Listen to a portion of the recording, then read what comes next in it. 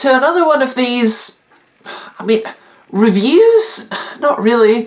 One of these videos where I have some new stuff and I'm showing you the new stuff and rambling a bit about the stuff that is new that There's been some new Doctor Who figures just recently announced. I think yesterday, maybe the day before, we had an announcement. There's some new figures. It's very exciting. They're from the new version of Doctor Who, because you remember the classic series and the new series?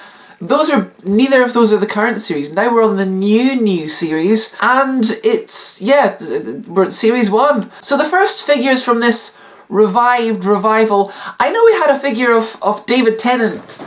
This figure was in a set with Jodie Whittaker, so I technically... The specials hadn't aired when this was released. So, in my mind, that's a figure from the very end of... what was that one called? Power of the Doctor, because it came packaged with... These aren't the figures we're talking about today. I just thought we'd clarify that. So technically we've had figures from the new series, because that version of David Tennant is in the specials, but not really. It kind of isn't, because the figure was released before the new version of the show started. None of that matters. This is the first proper figures we've had fully into this new line of the new series. Anyway, that's enough preamble. We got some new Doctor Who figures. We've got 15th Doctor, who I've been calling Ncuti Gatwa. I've now learned his name is pronounced Ncuti Gatwa, so I will do my utmost to pronounce his name correctly. I do need to lodge the correct pronunciation in my brain. Give me time, I'll get there. But yeah, don't worry, we're not just twiddling them. And we've got Ruby Sunday. So usually when I do these figure reviews, I just sort of talk about the figures a little bit, and then I talk about other figures that are similar, of which there are really none. And it's very unstructured. I'm going to be a little more structured with these ones, just because, like the show, to be honest, more so than the show, these feel like a bit of a reboot compared to the figures we've had before. We've got some changes, some new things being brought in that I think is worth talking about. So I have filmed yesterday. I filmed some B-roll in the conservatory where the lighting's much better and I can get the camera a lot closer to the figures, off just looking at the figures and the packaging and stuff. So occasionally while I'm talking, I'll be cutting to that footage, just so you've got a better look at what these look like, because they're really nice. So what would I be doing if I was like a real reviewer? What would, like, of action figures? How would this video go? I think I'd probably split it into detail and articulation. I think I'd probably look at those things. So I guess let's do that. Because I think with these figures, the detail feels like a bit of a step up. I'm not quite sure what it is that they've done there's a lot more... It's a lot crisper. A lot of things, like on the PVC coat, there's these little lines and little details and like foldovers and negative space that's... Usually you'd expect everything to be slightly chunkier and slightly blobbier just to fit into that scale in that medium. So there's something that they've done in the casting of the coat in particular, but a lot of these PVC pieces, because the coat's one PVC piece and then the shirt's a separate one, and it's all very clean. The lining of the zippy up shirt less so than the coat, but then it's kind of buried by the coat. It's almost all been cast in the colour of plastic that we've been seeing this more and more with the figures, where instead of being cast in like random colour and painted, they'll cast a lot of things in the colour that the thing is, and then paint on a few details. So with this leather coat, for example, this is a good example. It's been cast in a sort of dark orange, light brown, and then given this sort of darker brown wash. And I like that. I'm a big fan of this thing. They've done this. The trousers are cast in blue, and the as is kind of slipping in recently, the face is cast in a skin tone plastic. And I'm a big fan of this. We had, way back in the day, we had John Sim Master and Derek Jacobi Master and one of the David Tennant figures with these sort of skin-coloured plastic faces that were slightly too translucent and they looked a bit waxy and no one liked it, so they stopped doing that. They've tried that again recently, but with more opaque plastic, still got a slight bit of translucency, so you get that a little bit of subsurface scattering. You don't lose the sculpt under mounds and mounds of paint, and you get what I think is just a really nice sort of likeness. I'm showing this on camera, even though I've got like all this B-roll to do, because this is just force of habit. The camera is recognising that as a face. It really does look like Ncuti. I was thinking about this yesterday. Out of all of the figures of the Doctor that we've had, I think like my favourite ones are Clokey Hartnell from the Unearthly Child figure from years and years ago, Furcoat Troughton, who is not quite visible up on my shelf above me, Season 18 Tom Baker, John Hurt from the John Hurt War Doctor, the very first version of him. I think those four are my favourite figures of the Doctor. I feel like Ncuti is in that league. The likeness is honestly it's one of the best ones they've done. It looks a lot like him. I think these days they scan the faces, so it's harder to get bad likeness for the new series ones. But yeah, the likeness is really good on the. Similarly, the detail on Ruby Sunday, she's been largely cast in the colours that she's meant to be, of varying opacities. Likeness-wise, I'd say that she's not quite as good. I'm struggling to think what it is. Her chin looks a bit big, but I know that these are scanned from actual, digitally scanning the actor, so you'd think that the sculpt must be exactly, it must be accurate because she's been scanned. I think possibly what the problem is, the way that the head attaches to the body, it kind of juts out a little bit, and I think that makes her chin look a little more pronounced because you've got this negative space underneath. And possibly the paint ups, maybe a little bit darker eyeshadow painted on, a bit more eyeliner in there. And they've kind of painted the lips to have a little bit of a dip in the middle, and I was looking at pictures of Millie Gibson, and she doesn't really have that. It's almost a continuous curve along the top. So it doesn't not look like her, but it's not as strong a likeness as Ncuti. And then everything, the little details that are sculpted on the necklaces, I think, are just like, look at that. Look how crisp that is. Like, this is, I think I've gotten probably overly used to the B&M figures where it's a little bit more slapdash. It's a little bit more hit and miss with details being, maybe painted on, maybe not. Sometimes maybe a little bit blobby paintwork. These are unbelievably crisp. I've got one negative point to make about, and this is just a tiny quality control issue, and hopefully I'll be able to fix this. It's not super noticeable, but they missed a little spot on the top of the Doctor's head. If this isn't captured on camera, then yeah, you just about see that light. Do you see that bit where they've missed the hair? It looks like he's got a little bald spot on the top corner of his head. That's a minor quibble. It's been painted a dark brown anyway, and obviously his skin tone is kind of a mid-brown, so it's not as different as if you had someone with black hair and very pale skin, and you had the very pale colour showing through. It's not as noticeable as that, and obviously there's a bit of reflectiveness to the hair that kind of catches the light, so it's lost a little bit in that. But that's unfortunate that with all these really nice crisp details and very, very sharp and accurate paint ups, they've missed a little bit on the top of the head. I'll be interested to see everyone else's. Is that an issue that anyone else gets? Little bits of missing paint? I'm going to be talking about the packaging in a little while, but there's not really any way to preemptively know what your figure's going to look like until you get it. You can't see it until you start unpacking it. So you'll see what I mean in a minute. So there's not really any way to check, is what I'm trying to say. If you get a little bit of a paint scuff, you're kind of stuck with it. So detail-wise, I was trying to put to words this and work out how I was going to explain this, because is this a plus or is this a negative? The detail is such that because the face is so naturalistic, we've brought in the king of naturalism here. Oh, $1.99. Yeah, it's almost like a different range. Not quite. They do look passably like... I mean, I think the fact they're the same scale helps sell the effect.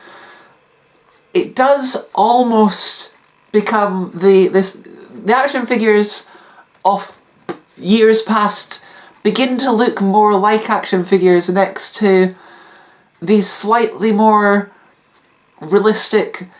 It's largely the paint apps. I think you could probably cast and paint this figure Tom in the same way and you get a very realistic... It'd be quite interesting to see some of the classic series Doctors sort of reissued in this.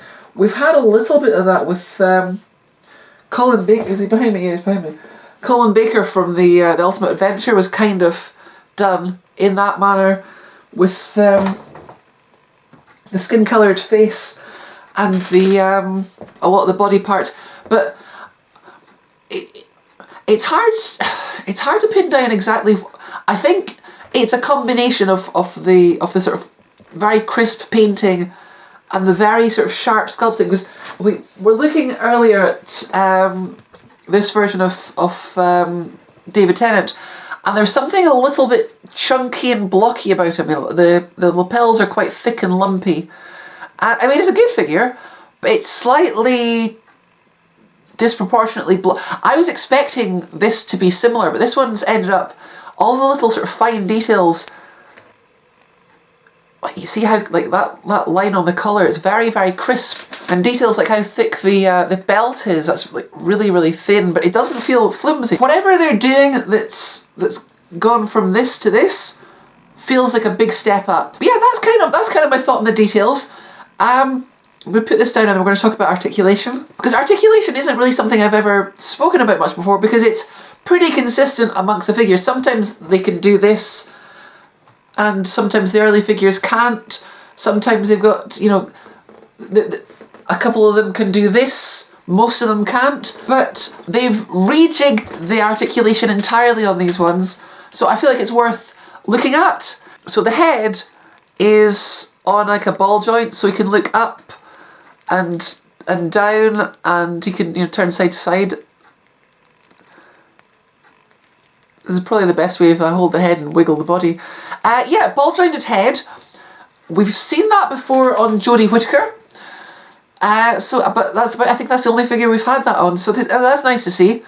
We have the return of the ball jointed shoulders, which very few figures have. We had a couple of Matt Smiths with that. We had Peter Capaldi had it. A few figures around about that time. There's the... did John Hurt have those? I think John Hurt had them. I'm going to check because he was over here. Yeah, John Hurt had it. Paul McGann from Night of the Doctor had it. A couple of figures from that era did. Very, very few though. So it's nice to see those are back, because it's got, you know, he can stick his arms out and he can swing them up. It's nice to have that ability, because, you know, I have this ability, so it's nice for the, you know, it's nice that the figures do as well. We don't have, there used to be a joint, let's see if I can find a figure with this, we'll get Tom back out again. We used to have a joint here in the arm, sort of bicep swivel, where you could, you see where it's turning there, just halfway up the arm. We don't have that anymore, but that's been replaced with these sort of ball jointed elbows, and yeah, so it still has the ability to, they feel a little bit precarious. I'm a bit wary about bending the arm too much, but it does do this, and it does still move at the elbow. To be honest, that's more like a real person. No one has a bit halfway up their arm that can turn. It is, if you want to do this with your arm, you can't see what I'm doing. You do have to turn at the elbow, so that's quite nice. Like I say, it does. Every time I move this, I'm worried I'm going to break him. It doesn't feel flimsy, but it just, some of these joints are a little bit stiff. So just be careful. When I got my original John Hurt, his leg swivel was stuck, and I twisted it to unstick it, and his leg came off, and I glued it back on, and breaking it actually loosened up, so he does actually turn now.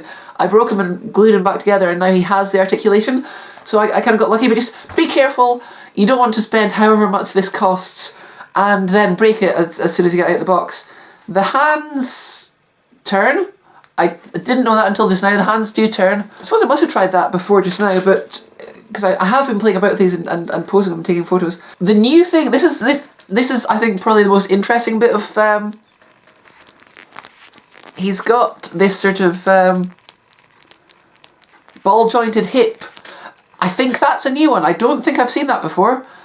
It's usually they just got a swivel at the hip. This one has hula action swivel. So that's pretty cool. My figures usually stand on shelves, so the articulation is slightly immaterial. I do like them to have a bit of articulation. Like David Tennant has terrible arm articulation, very minimal leg articulation.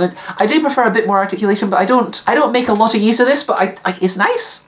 The leg features are pretty much as they used to be. You know, it looks like the same pieces that all the figures have. They can swing out and they can go do the splits to a degree, but obviously he's wearing a coat, so he can't really do the splits. We still have the thigh swivel up here, except on my one it is extremely... Oh, it's extremely stiff. I think I've managed to dislodge it. Was it this one that was... No, okay. It was stiff coming out of the box. I've loosened it up now. We're learning this together in real time. So yeah, the leg basically... It can do that. Weirdly though, as well as the thigh swivel, we also have ball jointed knees, which is a new one. I'm just trying to show this off on the. So that's not the thigh swivel. That's a ball jointed knee, which again, that's a new one. This is the only reason I'm talking about articulation in these figures, is because a lot of these things we've not seen before. There's also ball jointed on the feet, slightly. There's a bit of swivel. I'm not a fan of that. To be honest, the Sontarans, the new series Sontarans had that, and their feet come off all the time. So I'm just a little worried that that's going to be, you know, like Kevin Bacon, he's going to be a bit footloose. You know, it's a good joke when only I laugh at it, and the audience are just like, no. So that's basically, I think that's it, articulation-wise. Ruby Sunday has more or less the same points of articulation. The only difference, her feet aren't so much ball jointed because they're articulated at the ankle instead of at halfway up the calf. So they do turn the feet, but they don't really have much wiggle, because that would be a really weird place to have a leg wiggle. Also, she doesn't seem to have these ball jointed knees, but I think it'd be harder to, because the Doctor's wearing trousers that are slightly looser fit, and she's got tights on, so it is clean to the leg. But yeah, the knees, it's a normal knee. It doesn't have any. But she does still have the thigh swivel, and because it's pretty much in line with the hem of the skirt, it doesn't. You don't see it, but it does. It works. It's probably the best place to put that. Yeah, she also has this hula action, which is incredibly fun to do. But I just think that's fun. Yeah, that's about it for the articulation.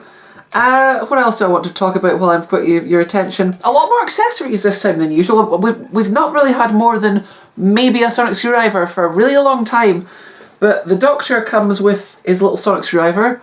I will show these I think probably with B-roll. He comes with a landmine, which is adorable. I love that. That's very fun.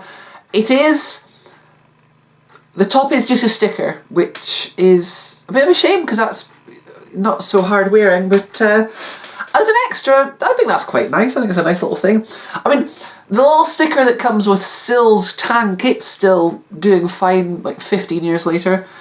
And he also comes with the psychic paper, which we've never seen that as an accessory before, and that's quite nice because obviously it's the 9th Doctor used that, I think. Did the 9th Doctor use that? I think he did.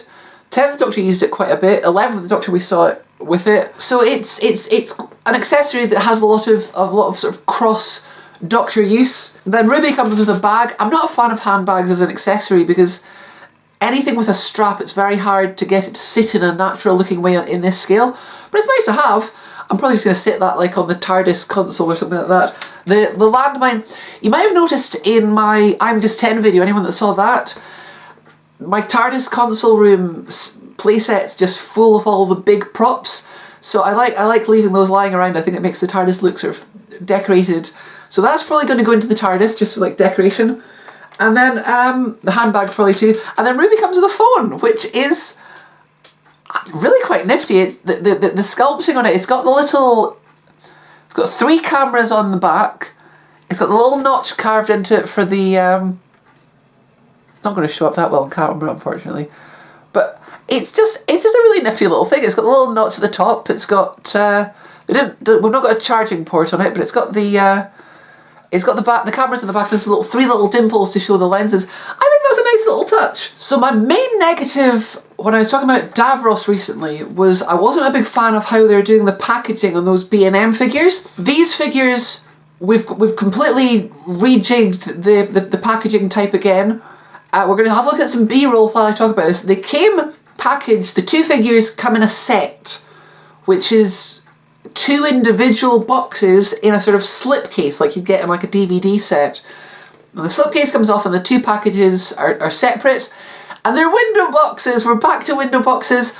I've missed a window box. It's, to be honest, actually arguably in this setup the window box is less needed, because when you get it new in its little slipcase you can't see the window box. But obviously you take them out and you've got the boxes. There's a bit of blurb on the back about the characters, about this Vortex range I haven't actually read. I'll be honest, I've been... What is the Vortex range? Oh heck, I've already messed that up, haven't I? So I hope you've been enjoying looking at the... It did occur to me, I have not actually... I've been so busy taking pictures and filming this, I've also banged up this box trying to get it back into the slipcase. I don't know why I bothered doing that. So well done me. Yeah, I was just having a look at this bit about the Vortex. So, I should have read this before I started the video, just because this is useful information for me, for you. It looks like these very like high detail figures are a specific range, these sort of Vortex edition. So that's like, I guess, and with the extra articulation, which I'm going to be interested to see what that means for other figures from the new series, because I don't know for certain, but the general murmuring is there's going to be standard retail editions, like variants of I guess different outfits. So I'll be interested to see if they maybe have less articulation, maybe slightly less detailing on them. I don't know. That'll be interesting. So yeah, it tells you about the Vortex editions anyway, and what that is with the extra joints. All this stuff I've been talking about, so I guess I kind of figured that out on my own. But yeah, the extra detail on the paint taps and the extra joints and the hula hip, that's all part of this specific range. So that's kind of exciting. So we're back to the window boxes, which I'm very happy to see. The bubble is just a bubble to the back for the figure to go into, and then they're tied into it like in the olden days, and then that's not physically glued to the cardboard inside. It just slots inside. It just sits comfortably in there, so you don't tear up the background while taking the figure out. Of course, naturally the background is nothing specifically exciting you want to have a detailed look at. It's nice. It's a nice little display. We don't have any like beautiful dioramas like the ones that we have to rip to pieces to get the B&M figures out. So that's just an interesting little point to note. The openings of these it's a shame I've bashed the top of this. It's a bit fiddly anyway. You slide this little slot out here, and then you, what do you do then? Then you lift this piece at the top, and then you lift this corner piece, and then that's it open. So just if anyone's wondering, it took me a bit to figure that out. Maybe I'm just slow. But yeah, there was something similar on the Joe Martin TARDIS set that had a corner piece that you had to open up to get everything out. Yeah, the packaging's nice. We've got it. It's fairly consistent. The sort of design style to the classic stuff we've been getting at B&M. We've got sort of this pinkish colour, pinky purpley. Well, it's pink and it's purple. It's both a mix of both. For 15, because obviously each Doctor has their own colour, so I guess that's the sort of colour scheme we're going for 15th Doctor. Yeah, I think that's about all I've got to say. I'm comparing figures to other figures that are, when it's B&M stuff, usually it's reusing parts from old figures, or it's an updated version of an old figure, and sometimes they have the old figure. there's nothing really to compare these to. As far as I'm aware, these are completely new figures. Someone was saying they thought, back when these were first, the pictures from Toy Fair were being leaked, someone was wondering if these legs were from Ace, and I don't think so. I don't think they are. They're similar legs. They've got the because they're both in tights, but Ace's legs are a lot thinner, and yeah, the joints are completely different. So no, these are all, as far as I can tell, 100% new figure. Possibly hands might be reused from places like, I'm not going to go back and check. That pointed finger looks familiar, but it could just, there's only so many poses you can put a hand into. It is quite possible that this is a completely new sculpt, both of these. And that's interesting, actually, because I was thinking a little while back, this is going back a couple of years now, about how many figures are 100% new sculpts when they're released. They're not reusing any parts from anything else.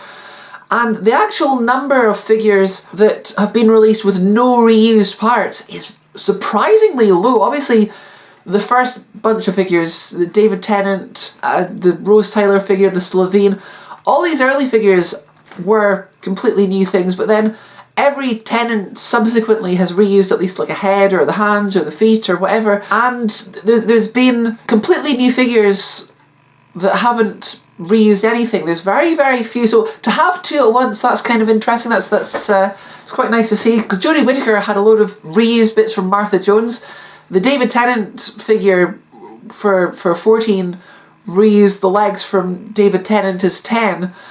So it's nice to finally have a figure of the Doctor that's completely new and original and all new. As far as I can tell, at least, this is all new. And a companion that's all new, that's, I mean, how far back do we have to go for that? Clara, I think? Because all the Jodie Whittaker era companions that we got were all reusing bits from Primeval figures. And then Bill Potts was also a Primeval figure with a new head. So yeah, Clara was a repaint of Oswin. So we've not actually had a new companion figure that's completely new since the 11th Doctor's era. So that's exciting enough itself. I think I've probably said about as much as there is to say about these, and it's great to have all the Doctors, in my lineup. I'm a bit funny with how, because I've got basically on my dresser next to me, I've got all the Doctors 1 to 15. John Hurt is in that lineup. Jo Martin isn't, because where does Jo Martin come in the lineup? I don't know. She's on the shelf up there. And the Curator, similarly, where does he fit in? He's sort of behind the line. He's not in the line, he's behind it. But all of the sort of Doctors that have a placeable location in the sequence are all in that row. So it's nice to have. And for the ones that don't, I at least have a figure of them. Well, I say that. Richard E. Grant, where's my figure of him? He's canon now, apparently. Yeah, so that's it. Anyway, I've said a lot of words. I hope you enjoyed my thoughts on this. I tried so hard to like structure this. I've still rambled a lot, but that's kind of my thing. Keep an eye out for actual real reviewers doing actual real reviews. I hope you enjoyed this more casual vibe though. I just like having fun. I think these are nice. I'm glad I've got them. Stay tuned for whatever I do next. I don't know what it'll be. I don't know when it'll be. I don't know when this video is going out. It's probably going to be like a day or two after the announcement. Because that's what I've been asked to do. So yeah, if you like these, I hope you get them. If you don't like them, I hope you don't. Yeah, that's it. Bye.